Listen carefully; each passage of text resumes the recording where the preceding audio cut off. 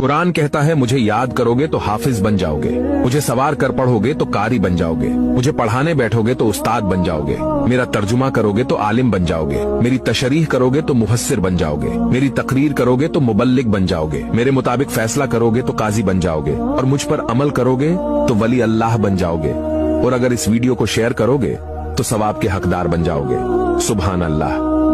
जो शख्स जन्नत में जाना चाहता है वो इस वीडियो को पूरा देखी, वरना ऊपर कर दें और फालतू वीडियो देख लें। रसूलुल्लाह सल्लल्लाहु अलैहि वसल्लम के फरमान मुबारक। 1. जो शख्स हर फर्ज नमाज के बाद आयतुल कुर्सी पढ़ता है उसको जन्नत से सिर्फ एक है चीज रोक सकते ही इस दुनिया में, वो ही मौत। 2. जिस बाप की 2 बेटियां हैं बड़े की दोनों की शादी करके रुखसत कर ले, अल्लाह के हुक्म से सब बर्दाश्त कर लिया, उसे जन्नत जाने से कोई चीज नहीं रोक सकती। 3. वजू करने के बाद जो शख्स दूसरा कलमा पढ़ेगा जन्नत की 8 दरवाजे कहलेंगे जिससे चाहे दाखिल हो जाए। 4.